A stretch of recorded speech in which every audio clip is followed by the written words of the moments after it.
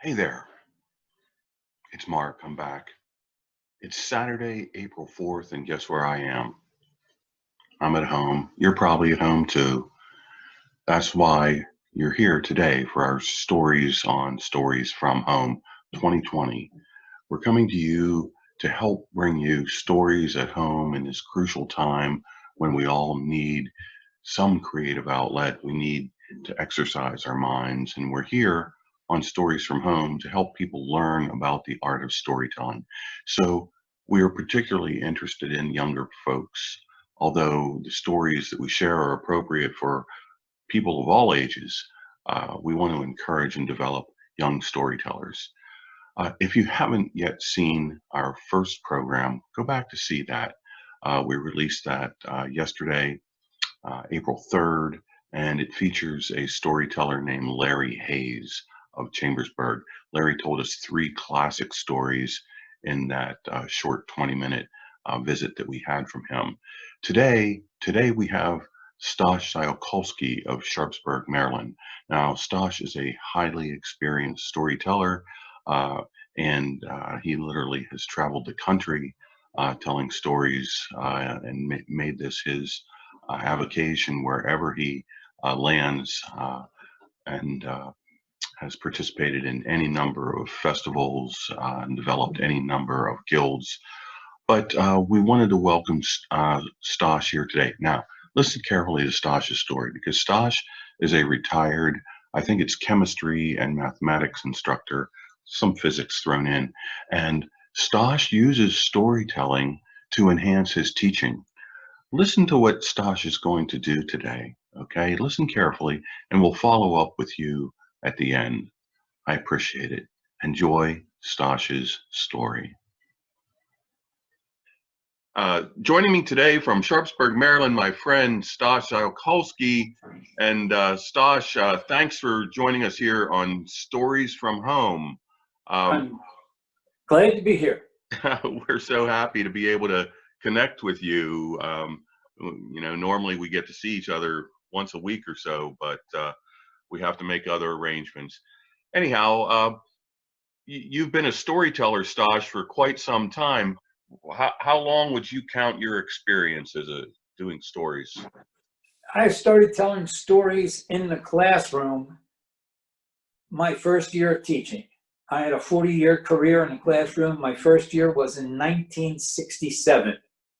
Wow. And shortly after the year began, I noticed that anytime I told my chemistry students something about a scientist who discovered something or discovered an element or a process, just a little story about background about the person, they seemed to be awake.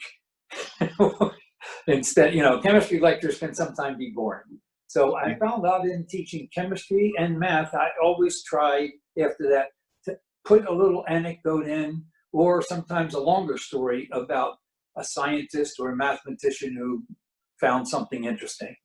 So and you found the kids responded well to that.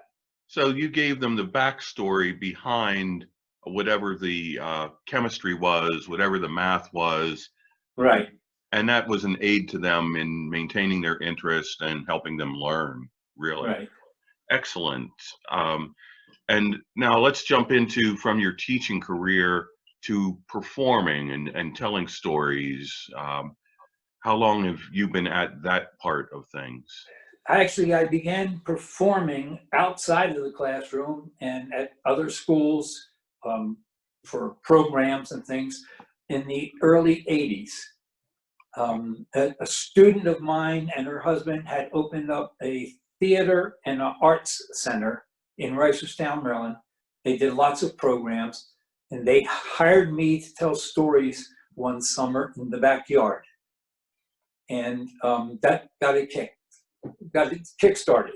I really enjoyed it. And since then, I've been telling stories to all ages and at festivals and schools and different places. So they came to you because they perceived you as a storyteller, someone who could entertain people through stories. Yeah, actually, yes. Mary was a student of mine in chemistry. And when she called and asked me if I'd come and tell stories, I said, well, you know, I don't really do that. She said, sure you do. You do it all the time in school. So, do you have a favorite type of story? Where do your stories fall as far as a genre or a spectrum? I guess my favorite type of stories, especially now, I'm retired, but I do a lot of science telling based on my career, and with gadgets and with things that I can have. Especially if I go to libraries with younger children, I always take some things with me that they'll be able to touch and try, and sometimes I have them help me out while I'm doing the story. So I actually have some things with me today. Well, I can see some things there, and it looks like you're set up for telling us something involving a bowl and a candle, and I don't know if the glass of water has anything to do with it. But it does. Okay. At this point, I'm just going to turn it over to you, Stas, and if your story or demonstration has a title, feel free to mention it. If not, take us wherever you want to go. Okay, I will. In the 1600s, there was a man who lived by the name of Evangelista Torricelli. And anyone who studied science, especially in high school, may recognize that name. But Torricelli was a man who loved walking and he liked to climb. He did some mountain climbing, and he discovered that the higher he went, the more difficult it was to climb, that it seemed like he couldn't get his breath as well. And being a scientist, he began to investigate that. Now, especially for young people, if you talk about the air being able to exert force, well, they get it as long as they've lived through a tornado or a hurricane. But if you're just in a classroom, sometimes they'll do this. They'll wave your hand and say, well, you know, there's nothing there. And so what I have is a demonstration of a simple version of something that Torricelli created. He was the man who created the barometer. So I'm going to set this up by doing a few things. I'm going to add some food coloring to this bowl. And then I'm going to put some water in it. I'm about 5 or 6 drops of red food coloring, because there's something going to happen that you'll be able to see because of food coloring.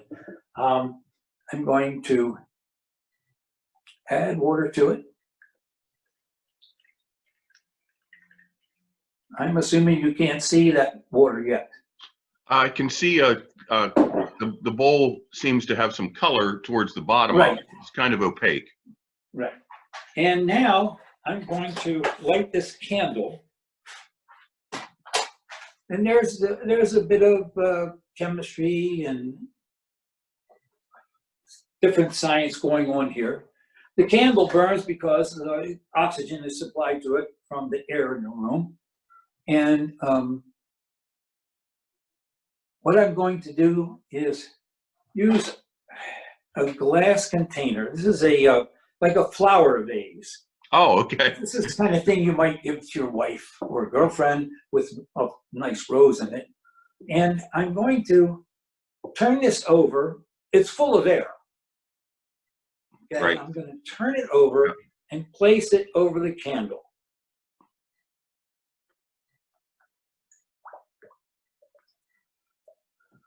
The candle will continue to burn for a little bit, but then, whoa, you can see the water has risen up.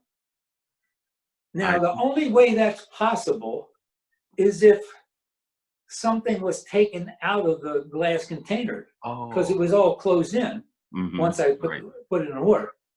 And what Torricelli discovered in his research and his playing with stuff like this is that the air pressure pushing down on this surface here on the liquid has forced that liquid up into the tube because the burning candle has used up some of the gases in there. Right. So now, if we let this sit here, and I took a mark of some kind or a piece of tape and marked it right at that level, we could say, well, the air pressure today is a certain amount. Now, if the air pressure drops, what will happen is the air is not pushing as hard.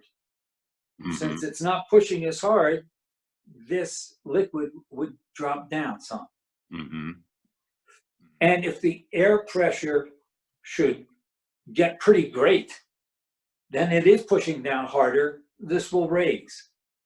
And so this will stay like this. I don't have to do anything to this. This will stay like this. If I had it marked, I could notice today's weather is pretty nice. It's a normal kind of day. And if this suddenly dropped, low air pressure is an indication of storms. So if this would drop, I have to think to myself, we might be getting a storm soon.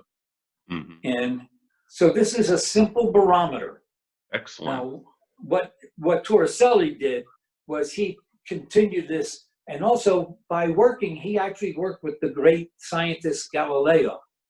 And Galileo advised him, instead of trying to do this with water and, you know, something that would give him much better results was if he used mercury. Okay. And so he wound up making mercury barometers, which when I started in chemistry in the 60s, that's what we were using, mercury barometers, much like for 400 years it hadn't changed, for 300 years it hadn't changed a great deal. Now there's another way to show air pressure that might be a little bit more fun if you have some younger people watching. So I'm going to move this, unless you have any questions. I just wanted to say what I learned from that, I think, and many things across the spectrum. I thank you. It's a simple demonstration. But the one thing I think this really helps people understand is that, as you say, when they wave their hands in a room, it's like nothing is in front of them. It's not true. There's something there. And the very first thing I thought when I saw the water come up is, why is it going up? It must be because something's been removed. And of course, I never thought about it, but the flame burning the oxygen is what's removed there. Right. I like that. That's powerful. It tells people that this space that we're in isn't just empty space. Right. So I love it. Yeah. Well, good. I'm glad you like that. I'm going to move this. Actually, I'm going to let the liquid out because moving it with the glass on it could cause a problem. Okay. I'm not going to go far away, just a All couple right. steps. All right. And this is another thing that I like to show, especially with, well, at any age. I have actually done this for an older group. And last December, I did a Christmas presentation, and in the middle of it, I told them, well, all these stories I've been telling you, the Christmas stories, were, I said, I'm going to show you something that's my kind of miracle, that I like science miracles and that. So, and I did this demonstration. This is a bottle, plastic bottle, rubber, not rubber, plastic, from a bottle of tonic water. And it's empty. And I put a balloon in there. You can see the balloon. I have a balloon hanging in there, and it's not blown up. It's just, and I let the balloon in, and then I folded the entrance of the balloon over the top, so I could put stuff in there. I can put my finger in there. And what I'm going to do is try to blow this up. Well, when I put the balloon in to begin with, this was full of air. And so I'm going to try to use my breath to blow against the air that's in there. Okay. And so here we go.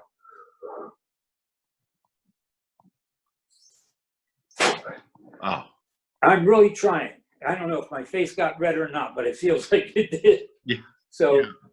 and so this is a demonstration of how the air pressure inside, because it's trapped in a small place, in order to have that balloon blow up, you have to compress that air, which is very hard to do. So, but there's another thing that I can do with it to show about air pressure, is that I can blow it up again and try.